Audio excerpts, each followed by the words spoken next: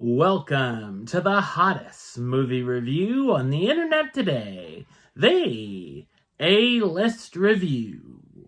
I am your host, the Game Changer, Wes Troop, and it's time to go back to the theater. And this is one of the 10 films that was just nominated for Best Picture at this year's Academy Awards ceremony.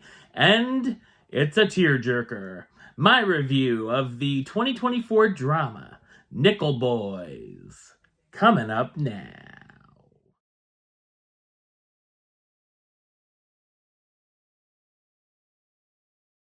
Nickel Boys chronicles the powerful friendship between two young African American men navigating the harrowing trials of reform school together in Florida. So, what did I think of Nickel Boys? I thought it's a powerful and bold historical drama. It's based on the 2009 novel The Nickel Boys by Colson Whitehead. The film is directed by Ramel Ross in his narrative film directorial debut, but is also known for his documentary, Hale County, This Morning, This Evening. It's a very ambitious project, with its decision to be shot in first-person point of view, which I think could easily divide audiences. It allows us to see the materials through the eyes of the main character, Elwood, who we don't actually see for a good while, other than creative glimpses of him from the reflection of an iron or the TV screens in a store window while watching Dr. Martin Luther King talk. It also switches over once in a while, and we get the point of view from Elwood's friend Turner, and there are times we see characters from behind as well. One of the highlights is a scene where Elwood's grandmother asks Turner for a hug when she isn't allowed to see her grandson. If you're prone to motion sickness, you might want to bring along some Dramamine, as it can be a lot of up and down. The cinematography and editing is well done too. The film also uses non-linear storytelling as it flashes forward and then back again time and time again, with time jumps that could be seen as disorienting. There's also quite a few visuals that will be up for interpretation, some of which had me scratching my head. Set in 1960s Florida, the story follows Elwood, who lives with his grandmother and wants to get a higher education, making the wrong decision and ending up at Nickel Academy, a reform school. The school is segregated, and the black kids are forced to do hard labor instead of learning.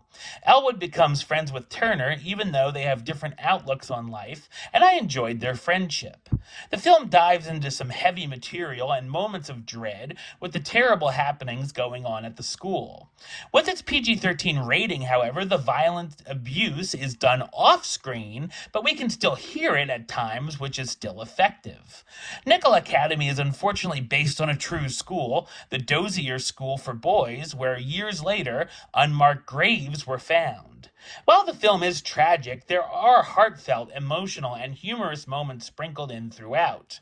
The cast stars Ethan Harris as Elwood, the boy who's sent to reform school after being unjustly convicted, Brandon Wilson as Turner, Elwood's friend he meets at the academy, Anjanae Ellis-Taylor as Hattie, Elwood's caring grandmother, Hamish Linkletter as Spencer, Nickel Academy's corrupt administrator, and Fred Heckinger in his 40th role of the year as Harper, a school employee who helps oversee the convict labor program.